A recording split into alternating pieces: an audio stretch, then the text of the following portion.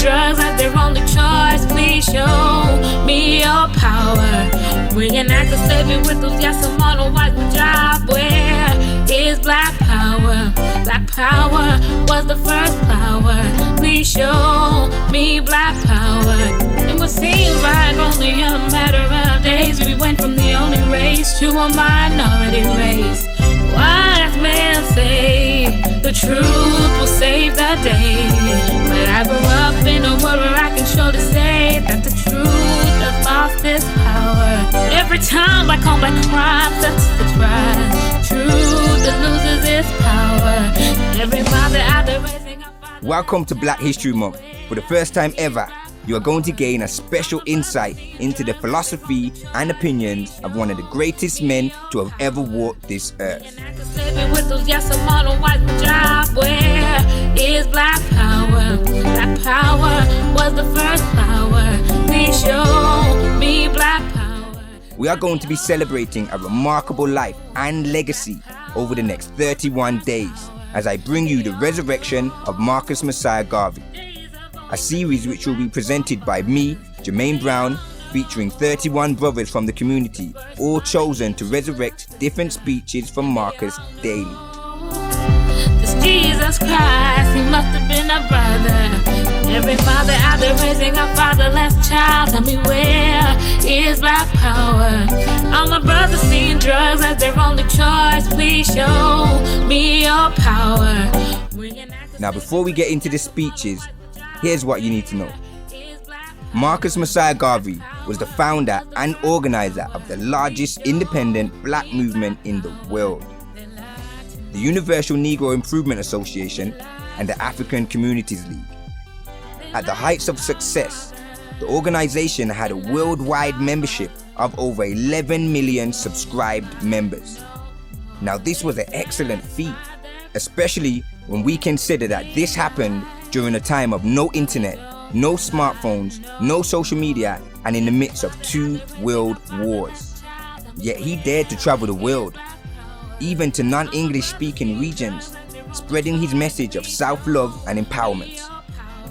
This was during a time when it was particularly dangerous for black men and women to even wander outside of their own homes. But these factors did not stop the man and the movement, for he had at his disposal an unmatched confidence. He did not fear failure. He did not care about the laughter and ridicule thrown his way. For he had a fearless passion for the advancement of black people worldwide that fueled his mission. Now I'm intrigued to know more about the mind of this man and how he accomplished so much and what I can take from him that I can apply to my life today. Back black power, please take back black power. Black people, where's your power? My people, where's our power? Come on people, show them our power. Come on people, we've got power. Tell me where is black power? Come on, show me black power. I need black power. The world needs black power. This program is 13 of our series, and today's talk was written while Marcus Garvey was incarcerated in the Tombs prison on the 2nd of August 1923. This speech was titled The Crime of Injustice. Today's narration is by Mankari from Birmingham, UK.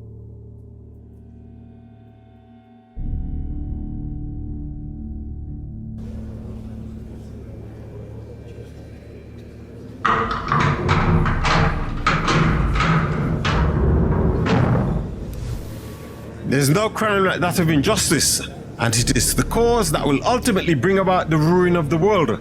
Men in all ages have demonstrated against this evil, the responsibility for which has caused so many human changes. When we think of the injustice of Henry to John, we, without much difficulty, find the reason of the latter for practicing his revenge upon the former. And so, right through the affairs of the human race, we can trace the cause for the perpetuation of revenge one upon the other. But the crime is not traceable to individuals only, but to races and nations as well. The history of the world will show that most, if not all, of the differences between races and nations have been cause for the infliction of injustice. of the one race or nation upon the other. In the family life, the son will avenge the injury done to the father by the neighbor, and so on. We go to the third and fourth and fifth generations. In the national life, the free and developed nation will avenge the crime of the other when it finds itself strong enough to do so, as in the case of France, now revenging Germany for the War of 1870, and so of the Germans revenging the French, or the French revenging the English, of the slave revenging his master. Those who desire the peace of the world and the permanent settlement of all human ills should not seek to do so by mere economic and political conferences, but first by the establishment of real justice to all men, not the justice that is based upon the likes or dislikes of the individual, race, or nation, but justice for justice sake. There are but few, if any, of the people of the world who haven't practiced the true sense of justice. If we were permitted to see ourselves as we administer justice to others, would be surprised to realize, if we believe ourselves Christians, how near we approach hell in the exhibition of our supposed good virtues. The world is full of wrong and injustice, the continuation of which will change our civilization and life beyond present recognition. We will go from Tsarism, Kaisarism, monarchism, republicanism, Sovietism, to God knows what, all for the chance of getting justice. But although the world in its political and social system changes to meet the justice of man, we'll find ourselves further and further from the ideal. If we take the political and social systems of England, we'll find the people divided into many classes, each fighting against the other, under the belief that the crime of injustice is practiced against it, and so also of France, Italy, and America. As we witness the struggle of injustice among the classes, so do we have it among the races. No one will gainsay the fact that the injustice of the one race to the Japanese makes them resentful, restless, and revengeful, and the same injustice to the Indian and the Negro will ultimately drive them to a union of spirit that may yet develop a new civilization and a new ideal. As Negroes, no one suffers from the infliction of injustice more than we do.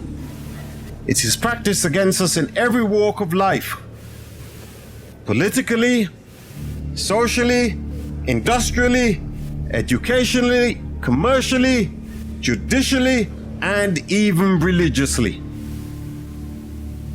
For 300 years, the Negro has cried out against the crime of injustice, and he is no nearer being heard today on his own account than when he first raised his voice. In the general order of things, the weak suffers most from the crime of injustice. The strong man will be unjust to the weak, and the strong nation will in like manner oppress the less fortunate. The whole situation, it seems, therefore, hangs on the developed strength of the individual, race, or nation. It is the realization of this that causes the Universal Negro Improvement Association to preach the propaganda of coming together among Negroes. If we must have justice, we must be strong. If we must be strong, we must come together. If we must come together, we can only do so through the system of organization. When the Britons were weak and scattered, they received no justice. When the French were weak and divided, they suffered in the same manner. But with unity, strength was developed, and with strength came national racial justice. When we can successfully bring together the majority of the 400 million Negroes of the world, we will have not only racial, collective, and individual justice, but national justice as well. The best that we can do is to work and pray for the hastening of the time when we too will have become a united and strong people, able by our force of character and achievement to demand not sympathy, but justice from all men, races, and nations. Let us not waste time in breathless appeals to the strong while we're weak, but lend our time, energy, and effort to the accumulation of strength amongst ourselves, by which we will voluntarily attract the attention of others. Jack Johnson, Harry Wells and Furbo attract the attention of other men because they have developed their bodies and muscles to protect themselves against the attack of their rivals.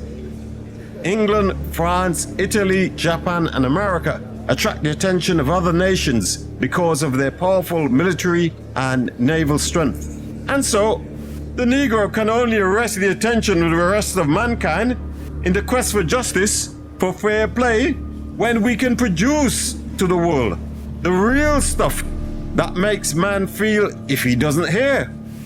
There can be no argument against the Negro's acquisition of strength and power. This is needed not only in our racial life, but in our national life. We must have a country and government of our own. We must make our own impression upon a world of injustice and convince men by the same means or methods of reasoning as others by their strength do. Don't be deceived. There is no justice but strength. In other words, in our material civilization, might is right. And if you must be heard and respected, you have to accumulate nationally in Africa those resources that will compel unjust man to think twice before he acts. Our consolation should be, however, that each and every race will have its day, and there's no doubt that the Negro's day is drawing near. We may not trust to the abnormal strength and progress of others to believe that the world and humanity are settled. From the twinkling of an eye, all creation can pass away, and men, races, and nations be no more. In a short hour, Pompeii fell, and in a shorter time, still, Germany was crushed beyond the hope of immediate resurrection.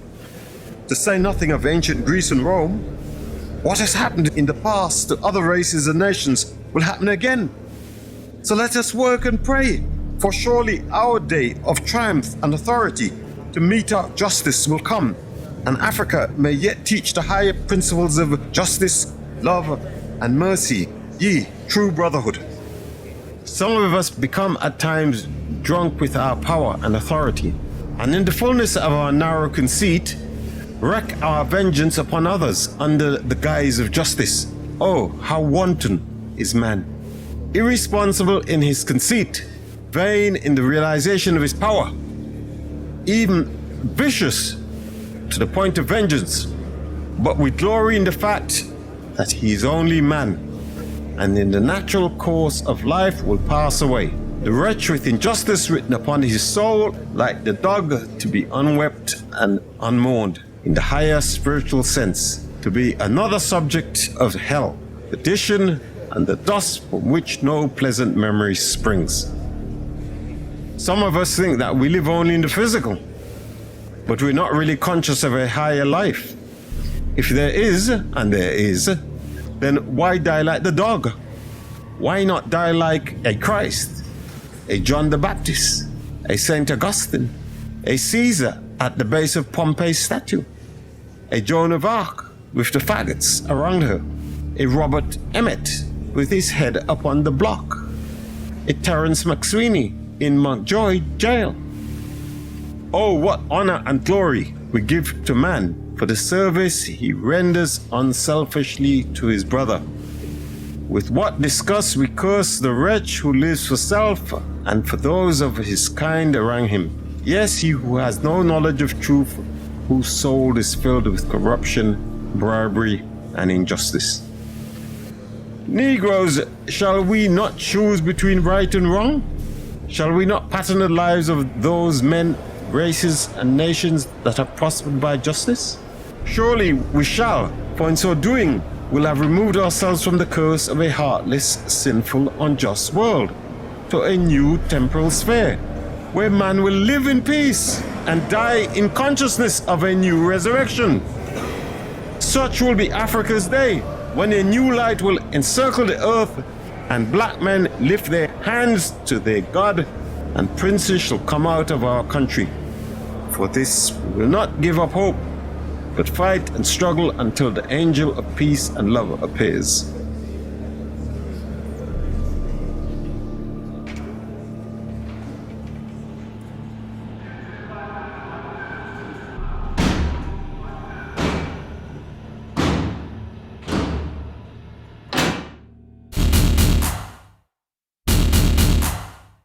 Fighting for liberation.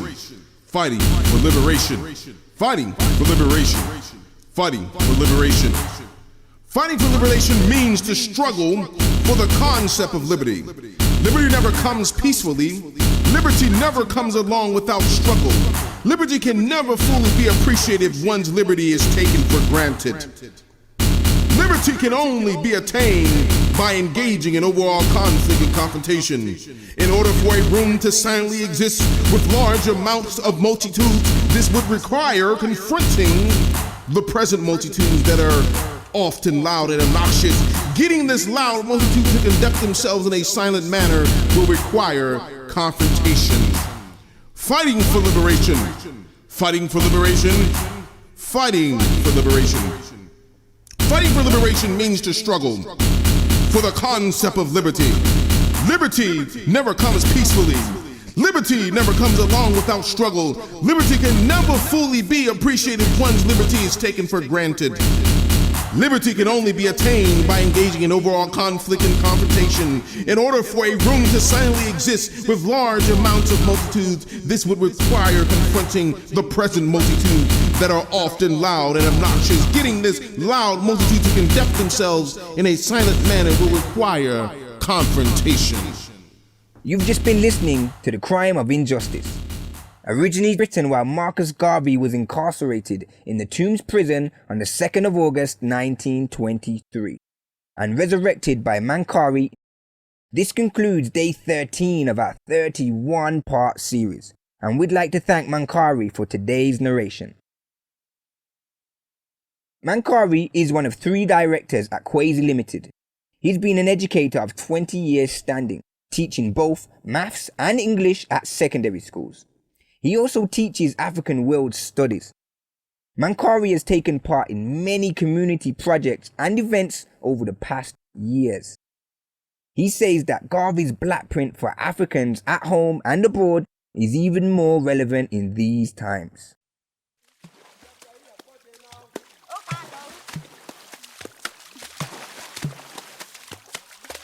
As you know, in this series, we are paying homage to Marcus Mosiah Garvey, as Black History Month is all about celebration. So join me to give a few shout outs, starting with Garvey's parents, Mama Sarah Jane Richards and Pops Marcus Garvey Sr. We also want to pay homage to those esteemed ancestors who paved the way for Marcus to appear on the world stage. We also pay homage to the graduates of the School of African Philosophy and all of the founding members and supporters of the UNIA. Last but not least, we pay special homage and tribute to his esteemed wife, Amy Jakes Garvey, who was a formidable leader in her own right. Mrs. Garvey kept her husband's legacy alive, and it is partly because of her loving efforts that we can share this groundbreaking series with you today. Tune in tomorrow at the same time for the resurrection of Marcus Mosiah Garvey, with me, Jermaine Brown. I'm going to leave you with the famous anthem that Marcus Garvey and the UNIA members had wanted to be adopted as the universal anthem for black people across the globe. Let's take a moment to listen and feel free to wave your red, black and green flag should you have one. Up to my age, you can accomplish what you will. Ethiopia, thou land of our fathers, thou land where the gods love to be. A storm cloud at night suddenly gathers, all armies come rushing to thee. We must in the fight be victorious, when swords are thrust outward to gleam. For us will the victory be glorious, when led by the red, black and green. Advance, advance to victory, let Africa be free. Advance to meet the foe, advance to meet the foe, with the might of the red, the black and the green, with the might of the red,